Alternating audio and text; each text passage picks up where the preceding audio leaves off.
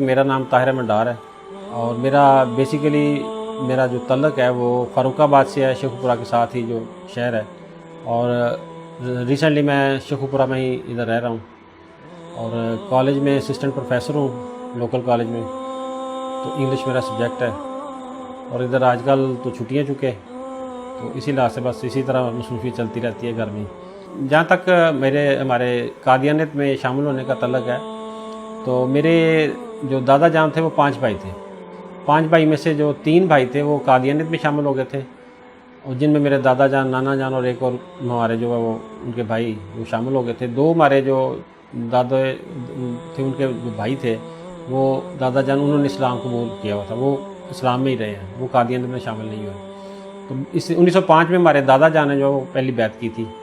اس کے بعد یہ سلسلہ انورڈ چلتا رہا نسل در نسل، لیکن ہم میں سے کوئی بھی جو ہے وہ قادیانیت کو چھوڑنے کے لیے تیار نہیں تھا۔ بس جس طرح کہ وہ کہتے ہیں کہ ایک گھر میں جب انسان پیدا ہو جاتا ہے تو پھر وہی عادات و اطوار اور وہی سوچ جو ہے وہ ڈیولپ ہو جاتی ہے، تو ہمارے اندر بھی وہی سوچ تھی، لیکن آہستہ آہستہ پھر یہ ہوا کہ خدا تعالیٰ نے ہدایت کے راستے کھولے، بہت ساری چیزیں جو observe کرنے کو ملی جماعت کے اندر۔ تو عرصہ 20 سال سے میں اسی سے مطلب جماعت کے ساتھ اسپیشلی شیخو پورہ ڈسٹرکٹ کے اندر جو میں ایکٹیو رول رہا ہے اس میں، تو اس میں میرے پاس شعبہ عمومی رہا ہے تھرو آؤٹ، اور اس کے علاوہ وقف جدید کا جو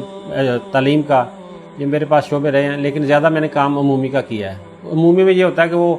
ساری جتنی بھی سیکورٹی کے حوالے سے یا دوسری جو ذمہ داری ہوتی ہیں جنرل جتنی بھی ہوتی ہیں ڈسکشنز، وہ ساری اسی شعبے کے اندر آتی ہیں، اور اوورآل کہہ لیں کہ سب جتنے شعبے ہوتے ہیں ان کو اوور ویو کرنا ہوتا ہے، تو اس لحاظ سے یہ معلومات جو ہوتی ہیں وہ میکسیمم ہمارے پاس ہوتی ہیں۔ تو وہ عمومی کا شعبہ میرے پاس تھرو آؤٹ رہا ہے، تو بہت ساری انفارمیشن، بہت ساری چیزیں جو وہ دیکھنے کو ملی جماعت کے اندر، کنٹراڈکشنز، اور مطلب زبان کچھ ہے اور جو عمل کچھ ہے، پریکٹیکلی کچھ ہیں، تو یہ بڑا فرق ہے، ڈبل سٹینڈرڈ دیکھنے کو ملتے ہیں۔ بہرحال وہ بہت ساری چیزیں آبزرو کی ہیں۔ اس کے بعد میرا اکثر ان کے ساتھ اختلاف رہتا تھا کہ آپ ویسے تو کہتے ہیں کہ الہی جماعت ہیں ہم، اور ایک ہم امام کے ماننے والے ہیں، اور یہ کبھی بھی نہیں انہوں نے بتایا کہ جی ہم جو ہے وہ نبی مانتے ہیں، اور وہ بھی محمد صلی اللہ علیہ وسلم کے کہہ لیں کہ ویسے کہتے تو ذل ہیں، لیکن جو تحریروں میں دیکھتے ہیں تو پھر وہ اس سے کہیں آگے چلے جاتا سلسلہ۔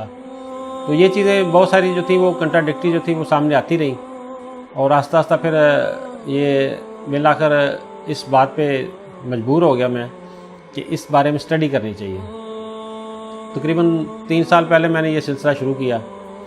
اور اسٹڈی کرتا رہا، جو بھی اویلیبل سورسز تھے میرے پاس، بکس بھی پڑھی ہوئی تھی، اس میں سے اسٹڈیز کرتا رہا میں، اور بعد میں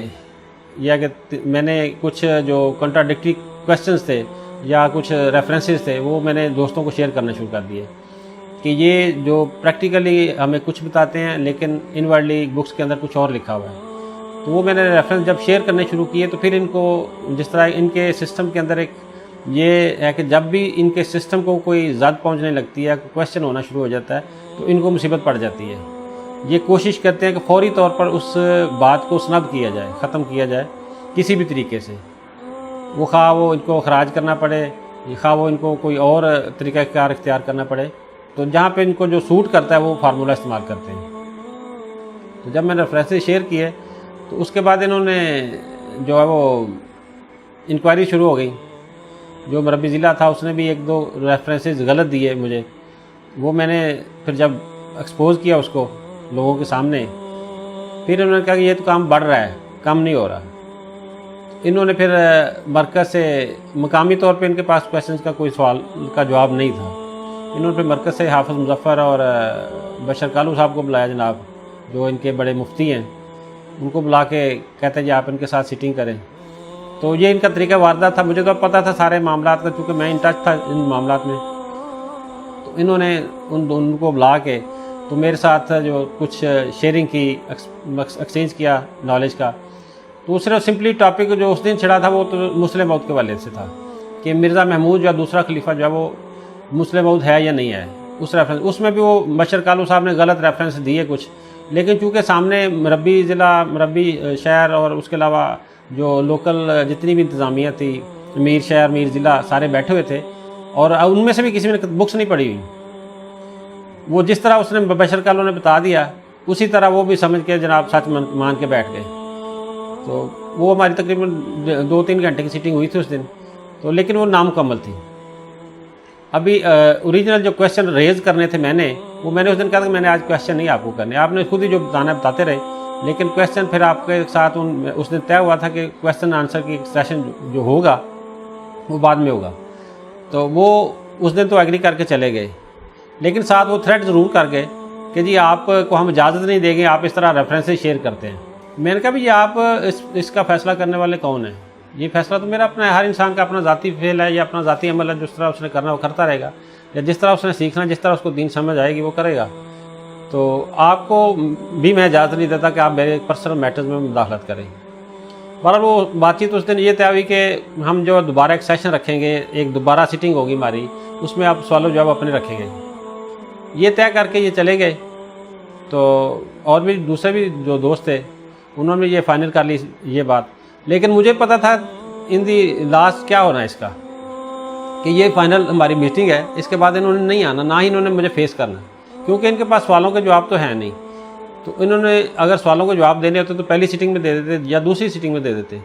پہلی سیٹنگ میں جو 4 کویشچن میں نے کیے تھے اس کا حافظ مظفر نے کوئی جواب نہیں دیا پراپر. اور اس کے بعد یہ ہوا کہ جب یہ چلے گئے ہیں تو تھوڑی دیر بعد انہوں نے میرا اعلان کر دیا، اخراج کا اعلان کر دیا، مطلب کسی جسٹیفیکیشن کے بغیر ہی انہوں نے اعلان کر دیا کہ جی ہم نے اس کو جب وہ اخراج اور نظام جماعت کی سزا دی جاتی ہے کس وجہ سے کہ خلاف نظام تعلیم موقف اختیار کرنے پر. پہلے تو میں نے جس دن انہوں نے اعلان کیا اس دن اچھی خاصی ان کی جو کلاس لی کہ یہ آپ مجھے اس کی جسٹیفیکیشن دیں اور مجھے اس کا ریکارڈ دیں. میں نے کہا یہ دنیا کی کسی بھی جو سوشل جسٹس ہے اس میں کہیں بھی نہیں لکھا ہوا کہ آپ ایک شخص پہ الزام لگائیں اور اس کو اس کی کاپی بھی نہ دیں.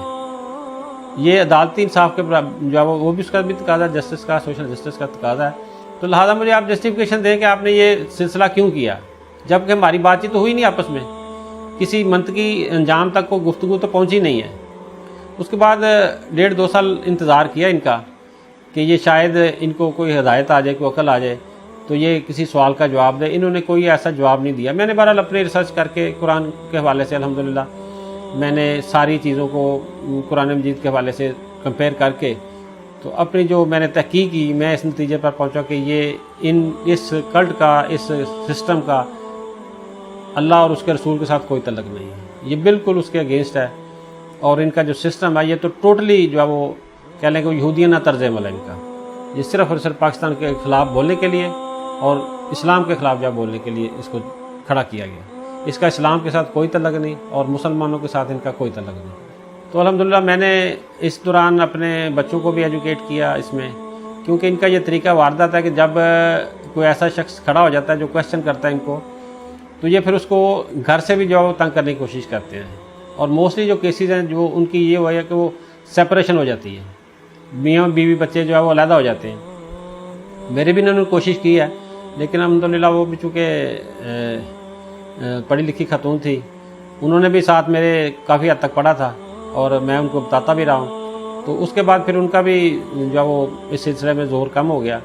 کہ یہ اب زور ادھر بھی نہیں چلنا. تو الحمدللہ وہ یہ ہے کہ بیوی اور بچے جو تھے، میری فیملی جو تھی وہ ٹوٹلی میرے ساتھ ایگری کر گئے، اور ہم نے جو کلیکٹیولی پھر اس کو اناؤنس کر دیا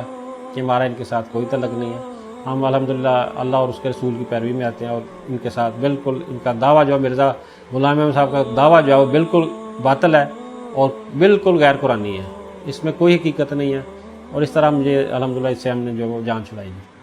اسلام قبول کرنے کے بعد ایکچولی تو بات یہ ہے کہ محمد صلی اللہ علیہ وسلم اور اللہ اور اس کے رسول کی جو محبت تھی وہ تو الحمدللہ شروع سے دل کے اندر موجود تھی. تو لیکن وہ ایسے محسوس ہوتا تھا بعض دفعہ کہ ہم جو وہ کسی رکاوٹ ہے ہمارے درمیان تھوڑی بہت جو ہے نا موجود ہے. تو جب سے میں نے یہ کیا، میں نے 22 فروری 2019 کو یہ اناؤنسمنٹ کیا تھا ان سے علیحدگی کا، میں اور میرے بچوں نے. تو اس کے بعد سے ایسے محسوس ہوتا ہے کہ جیسے ہمارے درمیان پردہ حائل نہیں ہے الحمدللہ، کہ جیسے ہمارا براہ راست اللہ اور اس کے رسول کے ساتھ جو تعلق قائم ہو گیا. جو بھی قادیانی ہیں ان کو میری یہ سجیشن ہے کہ ان کی کتابیں پڑھیں، اور کتابیں چلو جو انہوں نے ایک لمبا چوڑا سلسلہ جو کھڑا کیا ہوا ہے، تو عام آمدی یہ سمجھتا کہ یار سب سے پہلے تو افورڈ نہیں کرتا نارملی اتنی بکس لینے کی،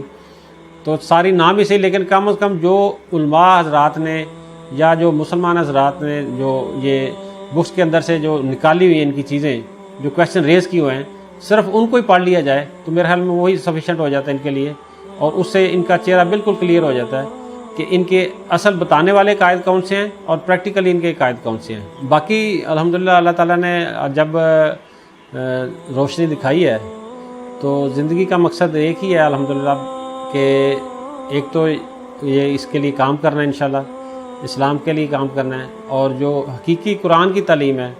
اس کو لوگوں تک پہنچانا ہے۔ اللہ تعالیٰ سب کے لیے راہ ہدایت جو سب کے لیے جو قائم کر دے، سب کے لیے اللہ تعالیٰ جو بہتر سامان پیدا کرے۔